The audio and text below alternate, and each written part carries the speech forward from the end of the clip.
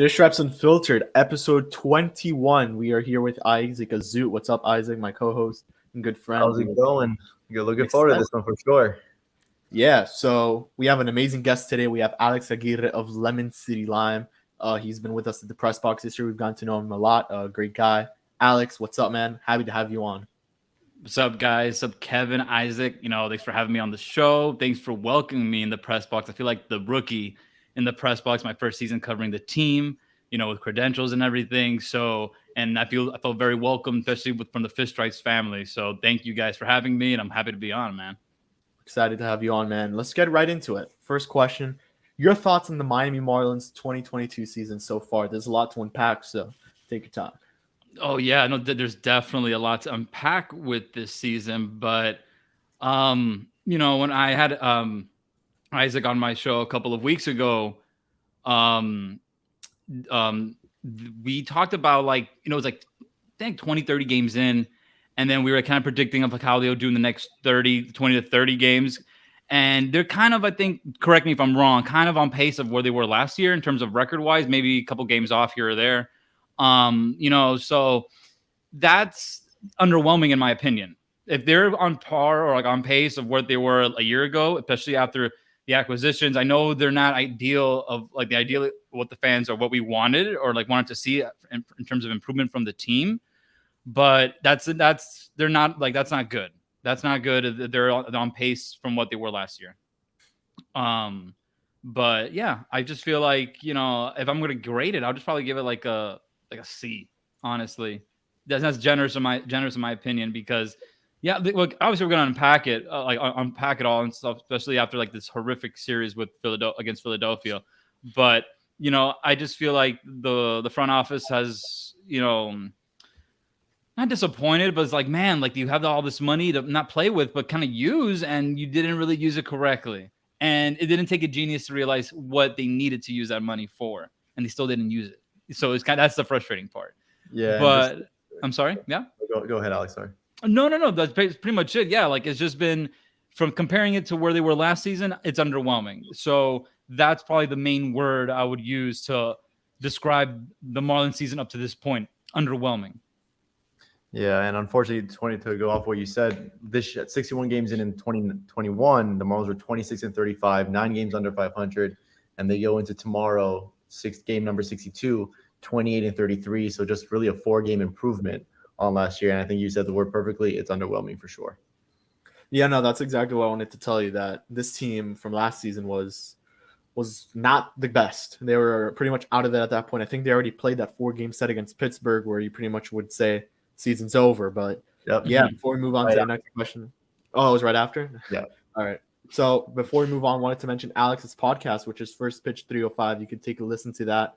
It's on his socials, and you could just search it up on Apple Podcasts. So the next thing I wanted to talk about was actually the pitching rotation itself. Trevor Rogers, man, it's just been a bad season. I think he's at a 5.87 ERA, walked a career-high 6 guys in his last start against Philly. He had a 4-0 lead entering pretty much right off the gate and gave it up. He blew the 4-0 lead. I'll go to Isaac here. Just your thought on Trevor's season as a whole so far. It's just been very inconsistent. A guy who just can't make adjustments, it seems like, and can't have a consistent back-to-back good starts, which is, I think, what we're noticing a lot.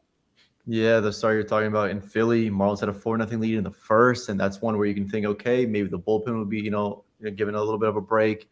You have one of your 3, horsemen going into the season in Trevor Rogers, and he was just, it was the worst I've seen him. And it really was. And it seems that he really does struggle against Philadelphia. I mentioned that on the Twitter Spaces post game. That is that team knows how to hit him, whether he was tipping his pitches or not. He couldn't find the strike zone. And this year it just seems like the ball's not coming out of his hand with the same oomph as it was in 2021, especially in the first half. You would say it's a, maybe a sticky stuff thing, but his spin rates are there. It's just the velocity seems to be a little bit down. The location's nowhere near where it was last season. So it's definitely something you got to be worried about. We spoke about this in the group chat. I don't think it's time yet to consider sending him down, but I think if you go into July and he's still got a ERA over 5.5, you gotta think of something, because he's performing worse than Eliezer almost, and that's tough to say. And no, it's not even that. Now you can't even send him down if you really wanted to because of all these injuries, which we'll get into later. But Alex, I mean, what are your thoughts on Trevor so far? My thoughts on Trevor. I expected to have his bumps and bruises and his obstacles to overcome, as any young pitcher would, especially him. He's not a complete product yet, it's obviously, but he had you would expect some improvement or some waves or some flashes of it. His previous start before the one in Philadelphia, he went 5 innings. He went 5 solid innings. It wasn't great. He was a little wild, but he was able to buckle down a bit. Granted, it's a different team. You're at home. You're against Washington, for example. And for Trevor Rogers, I just feel like his control has been the biggest issue, in my opinion. He's just been very wild, and I don't want to start comparing it to this other former Marlins pitcher, but he's showing signs of maybe early signs of Adam Connolly. Just that hard throwing lefty, but just can't get it together on the mound. He's obviously Trevor has shown way more flashes of talent under his belt already, but overall, I feel like Trevor just hasn't found the control. The velocity is there. It's kind of concerning a bit that it hasn't been consistent with a high upper 90s, but he can still get away with his height and his reach and everything coming off the mound. Mid 90s is not too bad either. But for me, I just think the control. If you got to lock that down first. Once you can lock the control down, then I think everything will start falling into place. But I just it's been a little bit disappointing to see. You would want to see improvement. Maybe instead of having an ERA of 5.87, I think it was now, maybe this season, maybe hover in the low fours, because he's going to struggle, but I didn't expect him to struggle this much. Right. And you mentioned him, Adam Connolly. It's a funny thing because last season, the one thing that he could have sort of improved on was going deeper into games. Mm-hmm. And if that, obviously he hasn't been able to do so, even if he wanted to, or even if he could this year because of just lack of performance. So that is something they might have to consider before they even try maybe sending him down. Is he a future guy in the bullpen? Because last season he rarely went over 100 pitches. I know he was a high school draft pick in 2017. So it is tough to just sort of throw him out there for 200 innings. But that is definitely an area for concern, and that was last year, and it's carried over into this year. Maybe another thing I want to sorry, Kevin, something to piggyback on Isaac, kind of like a hypothetical Marlins situation with Trevor, is that a transition into the bullpen maybe could be useful for him to maybe sort things out for himself, but also I'm kind of packaging something else with Richard Bleier has been really inconsistent and struggling a lot this season. So with moving Trevor to the bullpen, you kind of change their dynamic because yes, Richard was their primary lefty out of the bullpen, but now if you use Trevor out of the bullpen, you got a big power throwing lefty, kind of goes with today's mold of MLB bullpen. So, who knows, he's still finding his groove as a young pitcher in the MLB. So I just feel like, maybe it could be a win-win for himself and for the team if they do end up making that transition to the bullpen. Yeah, and what Kevin mentioned earlier is that even if they wanted to send him down, they can't. Because all the injuries have really been insurmountable. You have Jesus Luzardo, you have Cody Poteet down, you have Edward Cabrera down, you have Sixto Sanchez down. I think Jordan Holloway is still working his way back. They really have no one they can go to, and I don't think that's something that they saw coming. Thank you for throwing out the depth chart here, but it's just been a nightmare situation where Daniel Castano is pitching games. And first let's give him credit. I know we haven't mentioned him. Amazing Bulldog performance from last night. Yesterday we're recording this on June 16th, Thursday. He pitched 7 2/3 shutout, or 6 2/3. He pitched a great game against Philadelphia. No runs, phenomenal game. But yeah, just to piggyback on what Kevin said, the Marlins have nowhere to go from here. Ryan Hoeing would be next in line. Max Meyer's injured as well. So I don't know. And the same we'll get into injuries in a bit, but just looking at Trevor's stats, specifically against Philly. Sure. This is the worst team he plays, actually. He has a 7.26 ERA, and he's given up 25 earned runs. So that just shows how bad of a pitcher he is against Philly. And Philly is a very hitter-friendly ballpark. Citizens Bank Park, we saw the Avi home run, would have been only a home run 17 ballparks. So that just shows how hitter-friendly it is. But there was a recent report that came out today, Thursday, and we'll get into this one quickly because we don't know how credible this is, to be honest with you. Eli was mentioning the person that showed it. I don't know if he has the tweet up, but Ramón Laureano possibly coming to Miami. They put in quotes, pushing hard for the Ramón Laureano trade. And there's a lot of ways where we could go with this. And I'll start with Alex. I mean, what would Ramón Laureano bring to the Miami Marlins? And then we'll go into some trade hypotheticals. Well, I feel, right off the bat, Ramon can bring an upgrade on the defensive side of things for the Miami Marlins. And the perfect example is not a perfect example, but just something that's kind of like you kind of sigh and kind of shrug your shoulders to when you see is that play in the 9th inning with Jesus Sanchez in Philadelphia, the last game in the series finale. It was just more like, like it's kind of like, I get it. He's still learning, and another player finding his groove at a new position at the highest level. That's very difficult to ask, and especially in Marlins Park, a very spacious park as well. But, I just feel like Ramon's it will be a huge lift for this team. I wish he bat left-handed because just to give it like another lefty bat in the lineup, but he's just going to be a huge lift for in the outfield, speed-wise as well. Their threat on the base paths, the Marlins can use that to their advantage. That's kind of one of their strengths the last couple of years as well. And then another spark plug in the clubhouse. I've seen clips of him of this past couple of games in Oakland of him riling up the team in the dugout. Now, can that be a good or bad thing?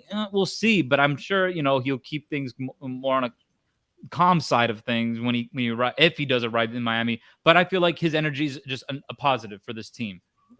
And I think the thing that's more important when it comes to this specific player, more than important than the defense. You mentioned that too bad he's not left-handed.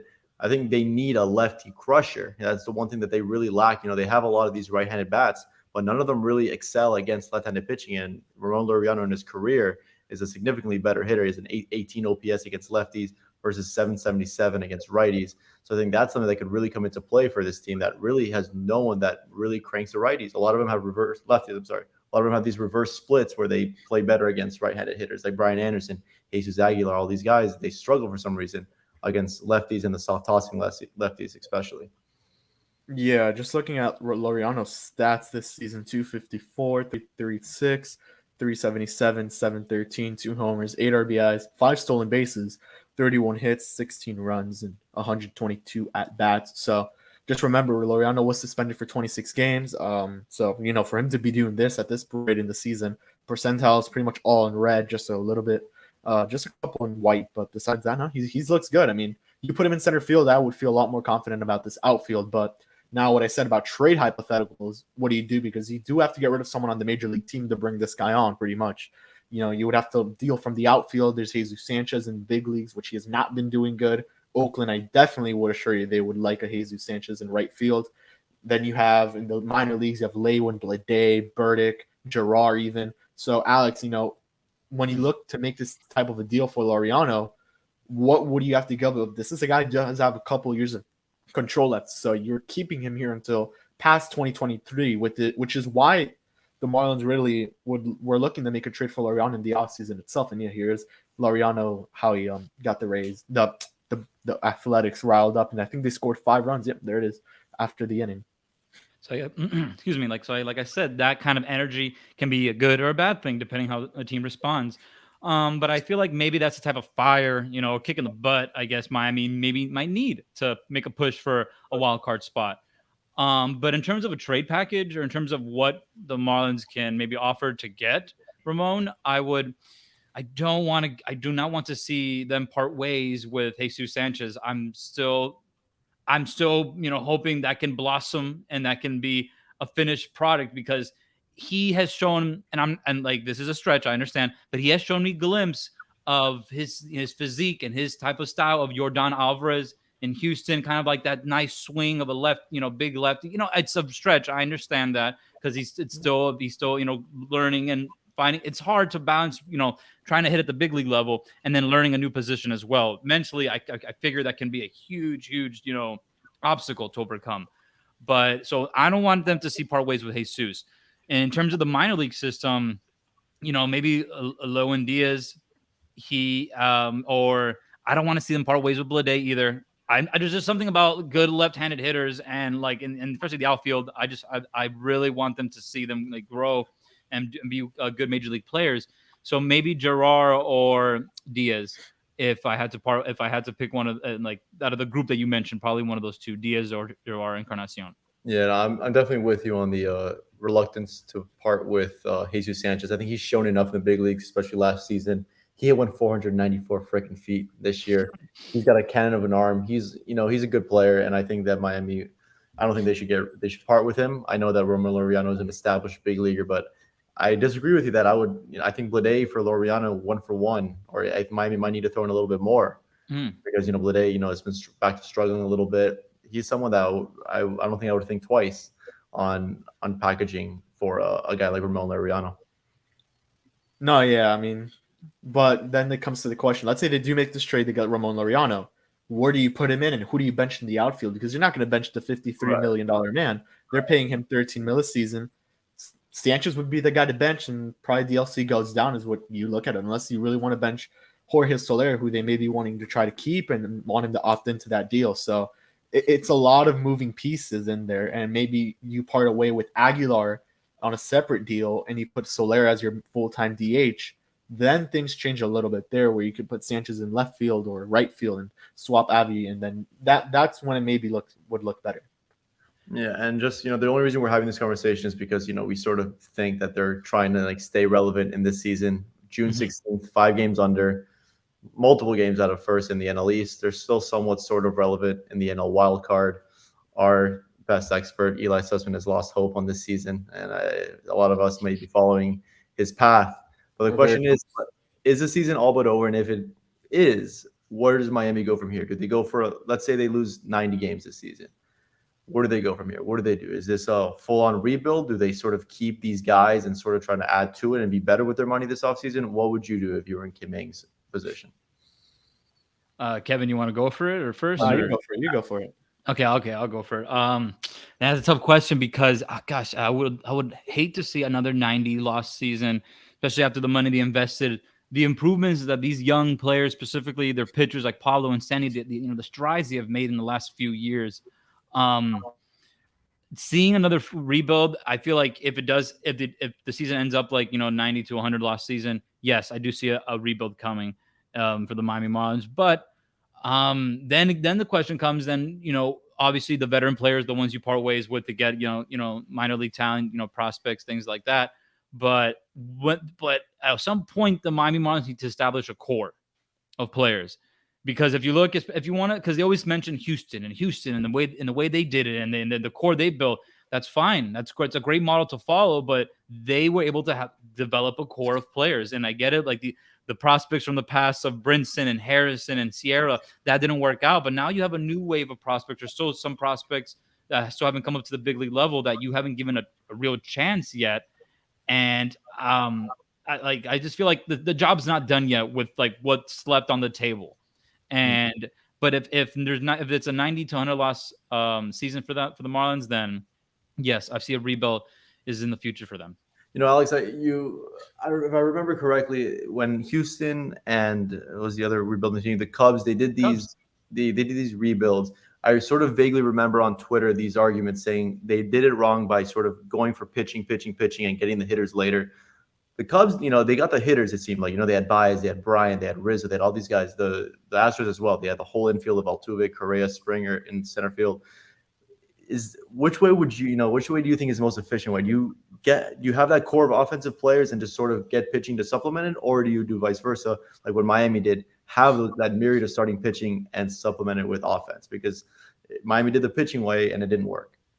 I mean, I felt like it's easier like saying this looking back on it, but it's compared to other sports. I feel like it's super hard to draft in baseball and develop talent, because there's going to be years in between and they make their debut at the big league level.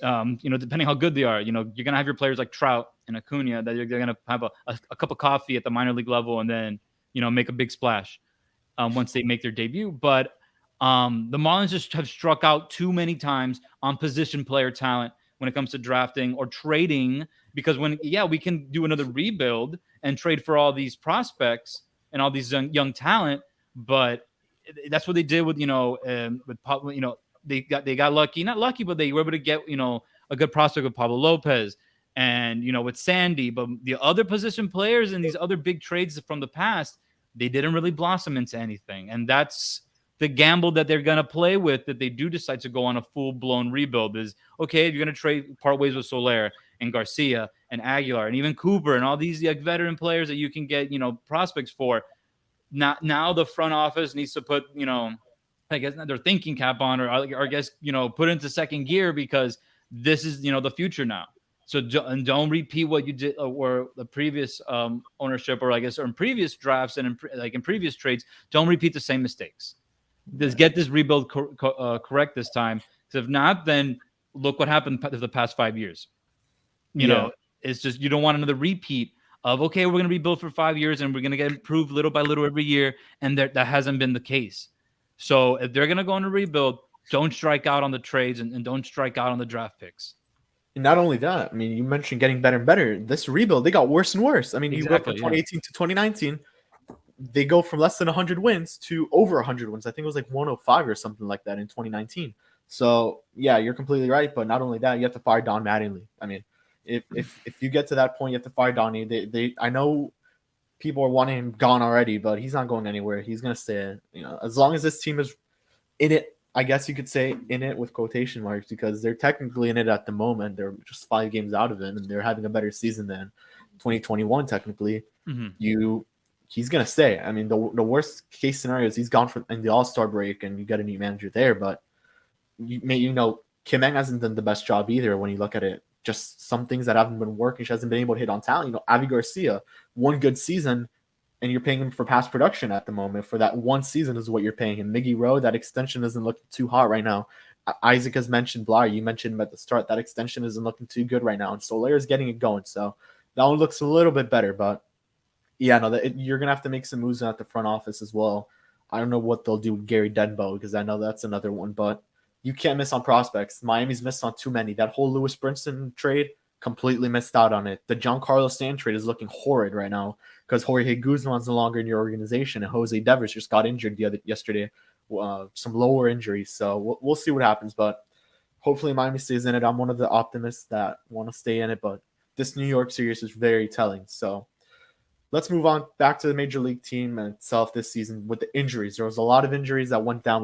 We've already talked about them on Fish Stripes Live, but again, taking a little bit deeper of a dive here. Cole Sulster on the 15-day IL, Eddie Cabrera on the 15-day IL, Luzardo transferred to the 60-day IL, Anderson Wendell still out.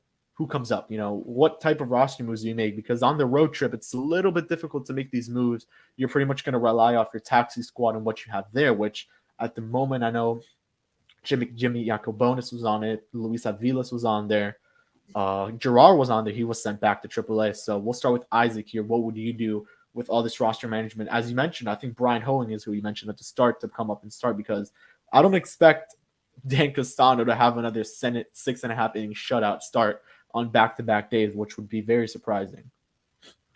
Yeah, well, like you said, since they're on the road, they're really going to depend on that taxi squad, and it's just really peculiar to me, the reasoning. I would love to ask, what the reasoning was for having those specific guys like Zabala and Luis Aviles Jr., and especially having someone like Gerard, who he gets at bats every single day. So to have an offensive player, it's okay if you have, a bench bat guy on the taxi squad, but have one of your top prospects on the taxi squad.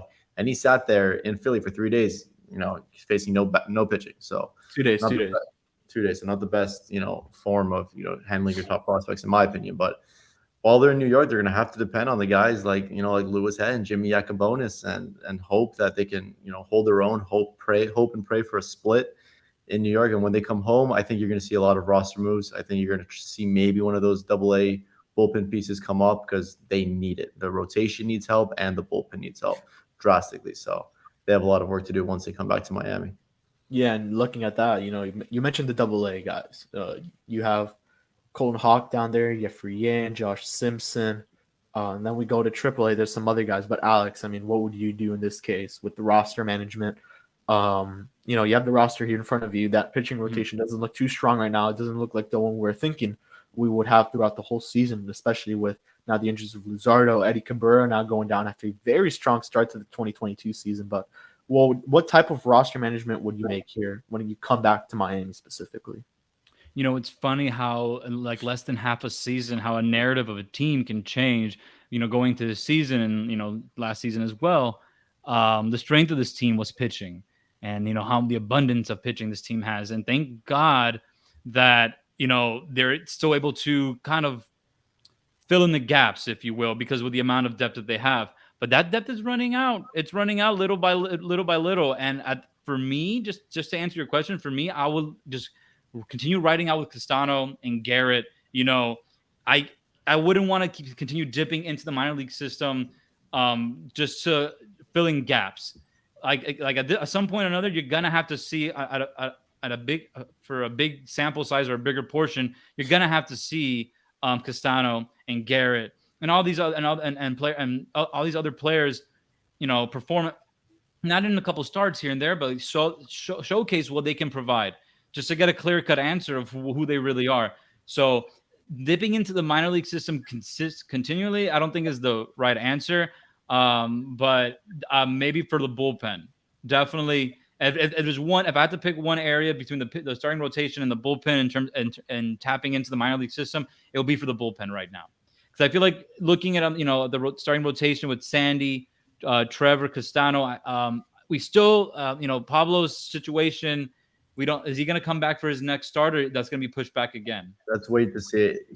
Donnie didn't rule out the fact that he could pitch tomorrow in New York or this weekend in New York, but I would be sort of surprised if he pitches tomorrow, but I think that's who they tentatively have lined up. Best case scenario, I would say, would be Sunday, just to let him wait it out a little bit. You'll get going, but so this rotation's kind of like on Band-Aids, but it's not on in like code red mode. You understand? If you get what I mean. It's not like the panic mode hasn't been hit yet, in my opinion, for the starting rotation, but it's on it's on its last legs. It's on its like Band-Aids. Yeah, and but at the end of the day, we have to see what these other these pitchers, Garrett and Castano, provide, because it's not going to do them any good. Just like every year, come up for 2-3 starts and be sent back down, and then so on and so forth. They drafted them, they traded for them for a reason. Let's see what they have. And I'm not going to say, oh, they're going to be great and it's going to, propel their season. Probably not, but we will get an answer to see what type of pitchers they actually are at this level. And if that's the route that this team is going to take in terms of development and seeing what the younger guys have to offer and seeing what the prospects down low have to offer, then I'm okay with. Because at least they have a clear-cut direction of what they plan to do. Okay, we're going to rebuild. We're going to see what our minor league system has to offer, and then we'll continue in the offseason. But in terms of the short-term resolution, just bolster that bullpen with somebody by calling somebody up. But right now, the rotation is what you see is what you get. It's plain and simple. That depth has run out. Yeah, and Braxton Garrett has actually been pretty good. I mean, besides that one rough up start right at the end of that start against San Francisco, one pitch, one grand slam. I'm talking about the San Francisco start. Besides that, he was okay. Mm-hmm. In Houston, he was lights out. There's just no other way to say it. But let's move on to the usual minor league report we usually do here, starting from low A going up. Low A 31-26 over 500. Khalil Watson just can't get it going for some reason. 234, 273, 391. 664, 7 homers, 31 RBIs. Isaac, what's the issue with Khalil Watson here? We haven't seen too much because there's not much video when it comes to Jupiter, but we could see the stats are obviously dipping and he's not really getting it going. Yeah, he got off to a torrid start in his career last season. In the FCL, he hit, I think he had an OPS of over 1,100. He wasn't striking out an insane amount. He was striking out, but not too, it wasn't alarming. This season, he got off to just as good of a start, video game numbers, and then it went downhill quick. I think he had a WRC plus of maybe like in between 10 and 20. It was horrific. And in 192 at bats, he struck out 85 times. And that's just not sustainable. And he's doing that at A ball. It's no longer rookie ball, it's A ball. He is a very young guy. He's a high school draft pick. But, you would hope that he would at least, just hold his own, at least with a swing and miss. But he's not really walking. He has 9 walks versus those 85 strikeouts. He's hitting for a little bit of power, but unfortunately, it's really underwhelming for him so far for Miami's 16th overall pick in the 2021 draft. For a really consensus top 5 talent, he was supposed to go top 5 in the draft, and he just hasn't gotten it going, unfortunately. Yeah, Alex, I don't know if you have anything to add on him. I mean, the strikeout is the most glaring aspect of his game or his approach right now on the offensive side of things. Something he can clean up on. Like Isaac said, he's a very, very young prospect, still very raw. So I'm, it's not too concerning because there's still, I think, plenty of time to clean that up. But it kind of goes back to what I was saying a little bit earlier of let's not as front office, let's not keep striking out on these picks or over when we trade for prospects. I know it's so hard to gauge. It's so hard to tell because of the process that these players go through from when they're traded for when they're drafted. So they make their debut. It can go south or it can get even better. It's just so hard to tell sometimes, but it just seems like something's got to change, culture change, a regiment change. I don't know the clear cut answer, but it's just I don't want to see this trend. I don't want to see this. I don't want to see Watson go down the path of a Monte Harrison, a Lewis Brinson, a Magnus Sierra. Like it just they're on paper, like they look like athletes, they look like studs, but when the lights are finally on and when it's time to play, it just doesn't come together. So, but it's so way down the line. I feel like he has a lot of room to grow and polish up his game. Yeah, The guy's only 18. Yeah. Just because of how good Miami has been at developing pitching, they cannot develop any hitters. You would think of the guys that were youngish, Jazz and Jesus is the two that have really flourished a little bit in the major leagues, more so with Jazz. They were all developed by other teams, and they were traded for later in their minor league careers. So you really can't give the Marlins any credit for that. There really are no, homegrown guys at the moment that this regime has developed. Their first draft was filled with Connor Scotts and Will Banfields and Tristan Pompey's, and none of those. Pompey's gone now too. Right. And, the second draft, it was Bladee, it was Meisner.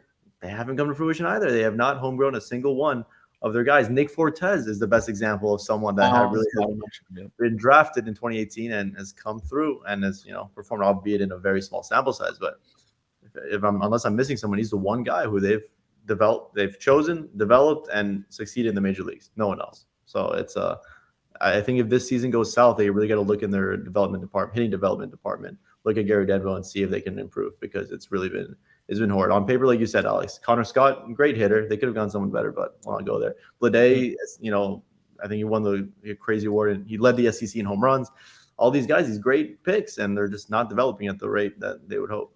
Yeah, we'll get into some of those guys now, but one of them who has been just on fire, Ian Lewis, also in that low A team in Jupiter, 305 batting average, 348, 429, 776, 2 homers, 4 RBIs.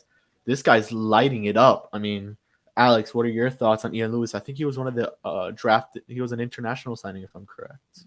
I think he was an international signing. I mean, it's great. It's just I feel like we've been hearing for the players that, as I mentioned, Bladee, Meisner, like players that are a little bit older now in their minor league careers, but we were hearing news like that as well of players like that killing it and doing amazing, at low A or at high, and okay, that's great, but then when you get to double A is the most competitive part, or I guess competitive level of the minor league system.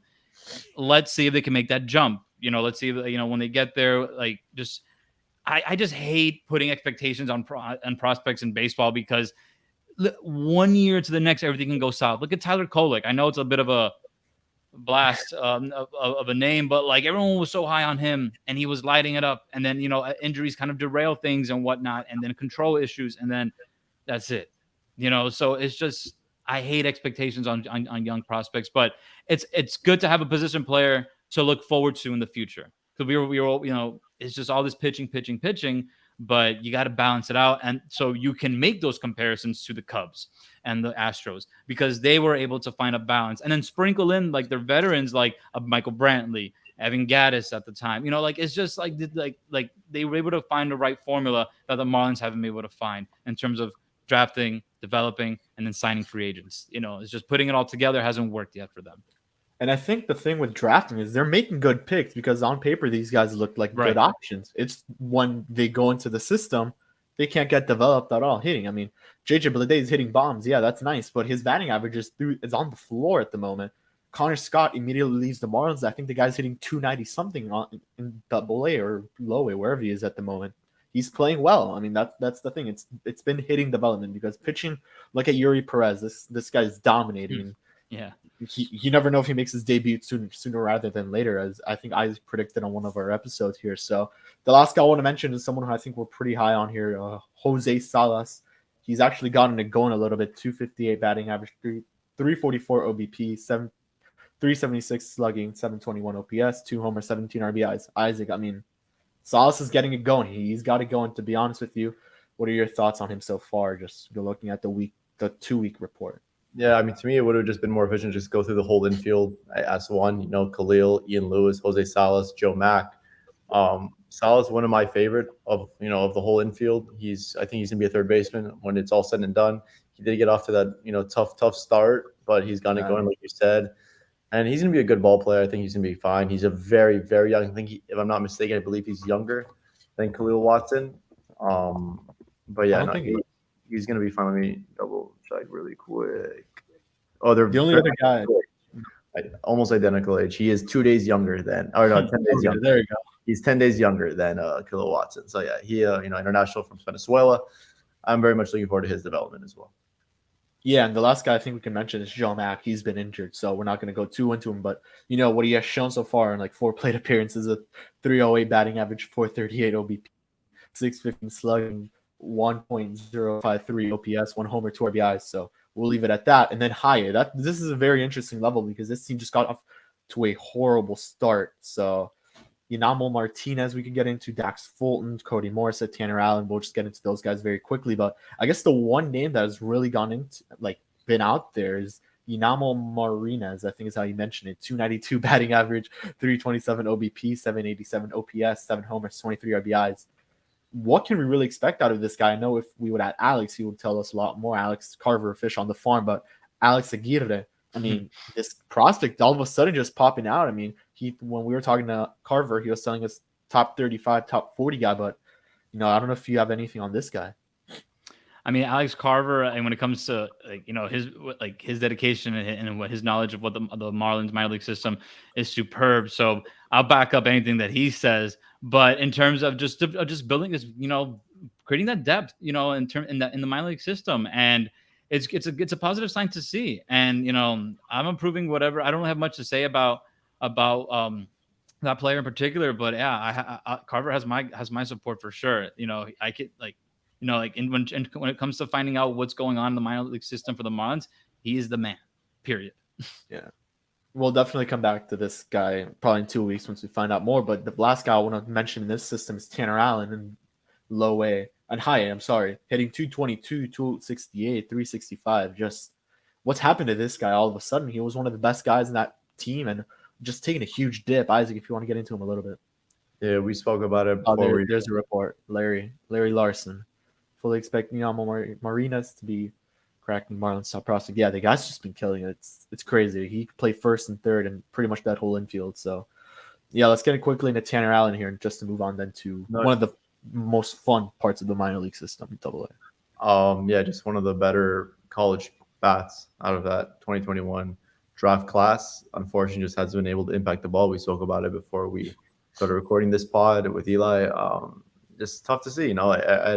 I've heard raving reviews about him from former teammates of mine and former opposing players of mine, and he just hasn't gotten it going. He just doesn't seem to be impacting the ball. We were talking about his lack of size a little bit. He's 5'11", 190, so he's about as tall as I am with a little bit more muscle. So I was a little surprised to see him struggle the way he is at a pretty low level of the minors, considering he's a college guy. Yeah, in the final, and then let's move on to one of the more fun parts, the first place Pensacola Blue Wall, who's the AA team and maybe the hottest hitter in the whole minor league system for the Miami Marlins, maybe even in all of minor league baseball. Troy Johnston, the guy's just hitting like crazy. He had a walk-off just last night. Again, recording this Thursday. 317 batting average, 380 OBP, 875 OPS, 7 homers, 36 RBIs. Alex Aguirre, man. This guy, 26 years old, he'll be getting his promotion to AAA very, very soon, just the way he's been smashing AA pitching, which we could all agree is probably the hardest level to play in any minor league system. 100%. He's been lighting up like just in terms of like the minor league news, he's been lighting up for the Marlins. And we go back to a left-handed hitter, and he plays first base, corner outfielder spots as well. So he provides, a little bit of he can play multiple positions, but he's what you want to see, someone that's improving step by step along the way and showing, growth at each level and not being stagnant at one certain level and just being stuck. So I'm on the train. I'm on the Troy train. 100%. I'm all aboard that because that he can definitely, in the near future, be what the Marlins have been lacking, especially in the lineup. At a certain point, this team needs to stop filling the gaps with veterans and start giving these young guys a chance because to be honest with you, I did not expect Jesus Aguilar to be on the team for this long of a time. I thought he was more of a stopgap player, because we had Diaz in the system, and and now at least we have, or the Marlins have, Troy in there, and to look forward to maybe man first base in the near future. So he provides options, and the Marlins don't, I guess, have other than Diaz and maybe Bladee, I don't know, like that power bat, but also they can hit for average. Because Conan, I'm also thinking of Conan as well. He's a power guy, but he strikes out a lot. He doesn't really do he's a power guy, typical prototypical power guy. So no, I'm all aboard of Troy Johnson and his production, his recent production. I feel like he's gonna get his call soon. Yeah, definitely, and especially he's 26 years old, so he's gonna right. He's gonna have to move up the minor league system a little bit quicker than usual because the 26-year-old in AA is, you don't really see that too often. But I think there's only one more in that system at 26 years old, and that's Colton Hawk, which we mentioned. Isaac, Yuri Perez. Wow, this guy, I just had Yuri Day last night. I don't know exactly how he did, but I'm pretty sure he dominated because they won that game. And just your thoughts on Yuri so far, and how soon can we see this guy wearing the Miami Marlins uniform in that rotation? Because I know with all these injuries, the guy may come up soon at some point. You never know. Yeah, last night you mentioned it. Another Yuri Day, 5 innings, 4 hits, 1 earned run, 5 Ks, 0 walks. He has just been lights out. He's one of the youngest guys in that level. Like you said, AA, toughest competition by far. For him to start this season, not to start the season, but to start the season, I think at A ball. Or you started at AA. I'm sorry about that. He started AA. He started AA. He's made 10 starts and he's pitching phenomenally. He's striking out more than about an inning, which is very impressive. And he's got 63 Ks in 46 innings. I'm very excited. I really hope my bold prediction does come through. Whether the Marlins are in it or not, it won't be. But in September, maybe you see him make 1 start, and I think that would bring a lot of excitement to the future of what this could be of a Sandy, Yuri, and Edward, and all those 6'5" and above guys in the rotation. That's going to be a lot of fun. All those flamethrowers, all those guys that can throw hard and have a lot of movement on their fastball, or I guess their sinker, if you want to call it, And then of course, like the nasty changeup that Cabrera has. It's a lot to look forward to with Perez. But then again, it's just another pitcher, that they were able to develop and grow, So, but I don't think in terms of for calling up Perez, in the near future, maybe what Isaac said, maybe a start at the end of the season. But I don't, to be honest with you, me personally, I don't expect him to make his appearance to the Marlins this season. But definitely for next season, 100%. Like this is definitely a pitcher that the Marlins need. To start in their rotation next year. Yeah, I think the most from Yuri in terms of roster movement is him maybe make it to AAA. He definitely needs to make it up there to AAA. Maybe if it's right at the end of the season like they did with Max Meyer. And I know it was because of another reason, but maybe get Yuri up there to AAA, see how he does against that talent, which shouldn't be, nothing crazy because some of these guys are long-time MLB journeymen who just pretty much are out of it at this point, or guys who are at the cusp of the MLB, and look at that. That was from yesterday during Yuri's press conference. So and then the last guy I will mention here, I think you kind of glimpsed at him, was Griffin Conan. And we mentioned the strikeout rate. He's at a 38.2 strikeout rate at the moment. So it's even higher than last season, which was 37. His walk rate has gone down as well, which is an 8.7 walk rate. It's very concerning, the strikeout rate. But the thing with Conan is he's hitting a lot more for contact instead of power, which is something I've very much noticed, which is incredible. I talked to Aram Layton, who is friends with Conan and covers this more than I do, and that's pretty much. And I think I was on point with that. So hopefully he gets it going in AA. And actually, wait, he's at a 37.3 K rate, 12.3 walk rate. Okay, I was completely wrong on that. But yeah, let's move on to the final level before we wrap this pod up. AAA, just any guys that come up to your mind, Isaac. There's one guy and one guy only. I know we should be talking about Bladee. We should be talking about Burdick, but it's Gerard, the guy who was on the Texas code who went to Philadelphia just in case something went down with Avi's left hand. He's the guy, man. I've said it. He's been on this 40-man for a very long time. He's got as much raw power as anyone in the system. We saw him hit some bombs in spring training in 2019. I think he had one a couple this year as well. He's a guy where it's a shame, like Alex mentioned, that Jesus Aguilar wasn't considered that stopgap. They decided to sort of ride him into like their quote unquote contention time. And they've just blocked two guys, Lewin Diaz, Gold Glove defense with one of the top first base prospects in all of baseball. And they're blocking Gerard Encarnacion, who's, one of the highest ceiling offensive pieces that they have in their system. So, like I said, really, really concerning roster construction, roster moves by this, baseball operations department, because those are two guys that I would much rather see than, Jesus Aguilar has been great. He's been a pivotal part of this team for the last 3 years. But at some point, like Alex mentioned, you have to see what these kids have. Either trade them, trade Aguilar, but you just can't keep them in AAA forever. These guys have, like I said, 40-man for a very long time. Since 2019, he's been on the 40-man. What are we doing here? So he's the guy for me. Yep. And, like you mentioned, Eliezer Hernandez starts today. We'll probably see him sooner rather than later. It's Lilo Day.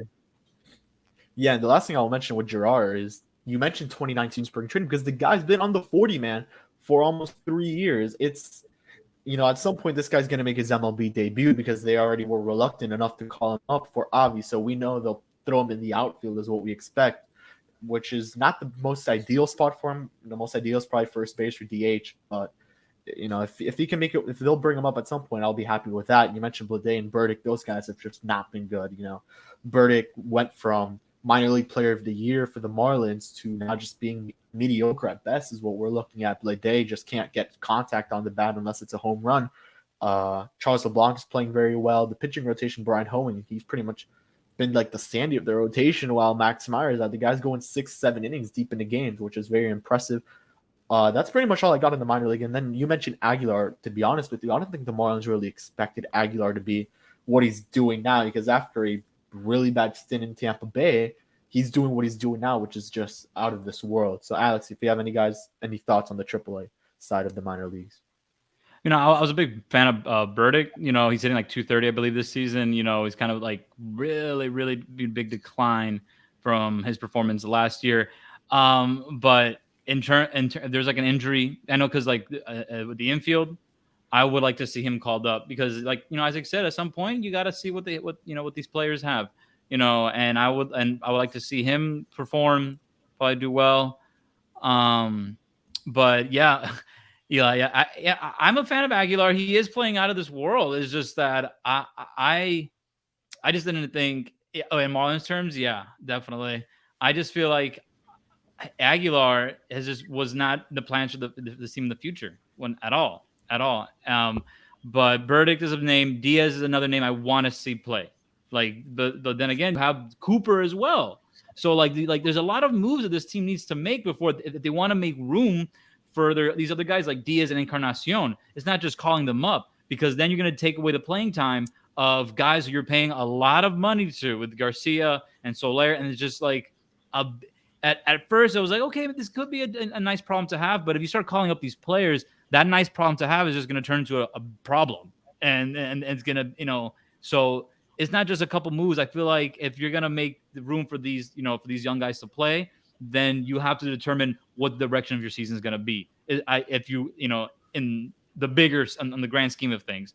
But yeah, no, I love Jesus. It's just, I thought he would be like a Casey McGee, like, 1 year player. Okay, thanks, for your, thanks for your service, but we're going to continue moving on with what our plan is. And I feel like since the performance of the Marlins as a whole wasn't up to expectations, these veterans kind of just lingered around a bit.